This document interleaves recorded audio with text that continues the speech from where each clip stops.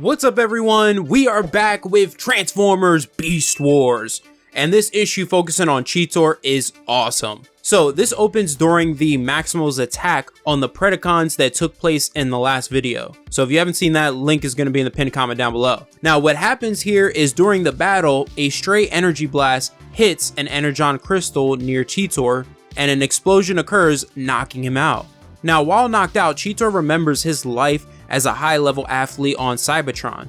I'm like 99% sure we never learned this about Cheetor in the Beast Wars show, and this is the first time we're seeing it.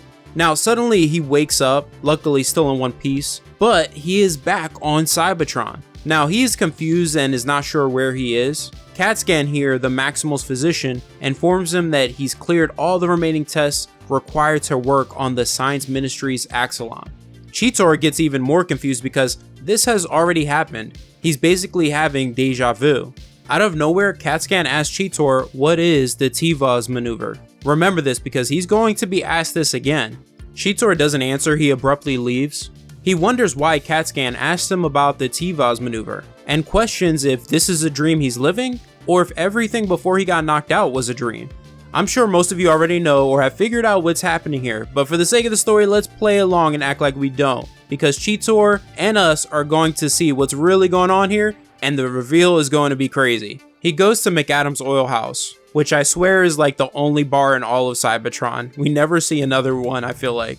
Now at the bar, a couple of fans approach Cheetor, and one of them makes fun of him for leaving his career as a racing champion to now enlisting to become a science officer. The other fan here agrees and then asks Cheetor, does Nynx know what the T-Vaz maneuver is?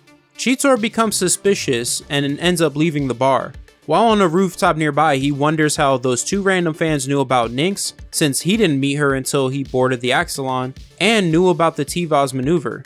He tries to use his onboard computer to run a diagnostic. When it doesn't respond, suddenly he is hit with a memory of the blast before he was knocked out. He ends up remembering everything now and believes this is a dream he is in. He surmises that he's most likely offline going through repair right now. As he is about to reconnect to his external sensors and try to awaken, he is interrupted by a shadow purple version of himself, who reveals himself to be Packok, one of the Vok. He introduces himself to Cheetor and reveals that he's one of the stewards of the planet the Maximals and Predacons have been battling on. He explains how the Vok have been watching them, ruining experiments they've been working on for centuries. He also reveals to Cheetor that this isn't a dream and that he is one of the Vok, a race of beings made of pure energy, who can read the minds of technological beings easily.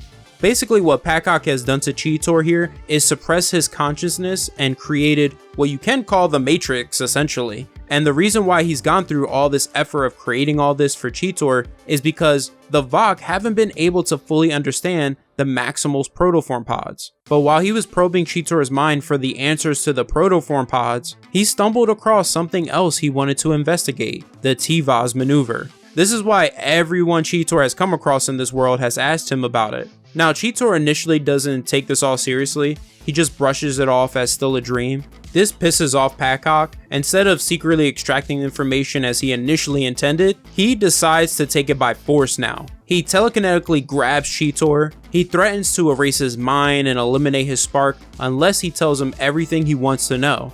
What happens next shows Cheetor isn't just some bot who only has athletic ability and can hold his own in a fight. He outsmarts Packok, because once Packok sees that Cheetor is laughing as he is tossing him around, he stops and asks why. Cheetor reveals that he wanted Packok to show him that it wasn't a dream and wanted to learn his plan. That even if he does end up killing him, he still won't get the information he wants. He's in a lose-lose situation. The Transformers will return after these messages. Hey, James here, and I hope you're enjoying the video. If you would like to be a big part of this channel's content and have behind the scenes access to the channel, go ahead and join my Patreon. I have 2 tiers, each with an array of benefits. The link will be in the description box and in the pinned comment down below. With that out of the way, let's get back to the video. We now return to the Transformers. Packok sees that subterfuge and violence aren't going to work on Cheetor. so he comes up with a plan. He speaks to the competitive athlete Cheetor used to be. He proposes a race. He tells Cheetor if he wins, he'll allow him to come back online, but if he loses, Cheetor must give him full access to his mind. Cheetor ends up agreeing. At that moment, Pacock transforms into the fastest Cybertronian ever, Blur, Cheetor's favorite athlete.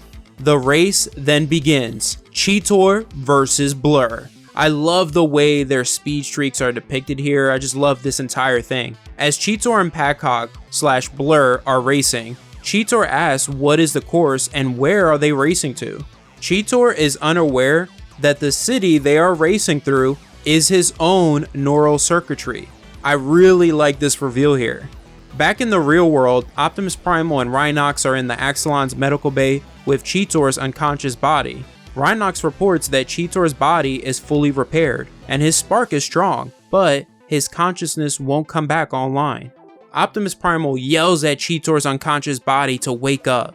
At that moment in his mind, Cheetor hears Primal's faint voice. He loses his concentration and Pacock takes the lead. Once Cheetor sees this, he goes into his second gear, boosting his speed and ends up winning the race. However, even though he wins the race, Pacock outsmarted Cheetor. The wager and the race were never real. This was all a ruse. Pacock reveals to Cheetor the racetrack was a pathway through his own neural circuitry that gave him access to his memories. He tells Cheetor he knows now the T-Voz maneuver was just something from his athlete days, but the information he possessed on the protoform pods, that was very interesting, and he can't wait to experiment on them. Cheetor tries to stop him, but Pacock is a being made of energy. Physical attacks don't work on the Vok.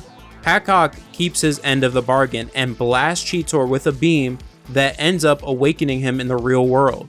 Once he's back online, he begins to tell Primal about the Vok, but before he can give any more details, his system initiates a hard reboot. When Primal asks him about the Vok, Cheetor doesn't know what he's talking about. The reboot was initiated by Pacock, who was unseen by the Maximals and is laughing menacingly. He teleports away, and the Vok have officially made their move. This is the beginning of the Transformers war against the Vok.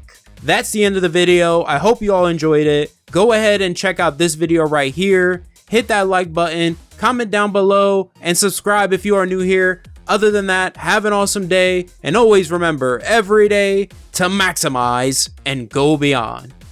See you later, Beyonders.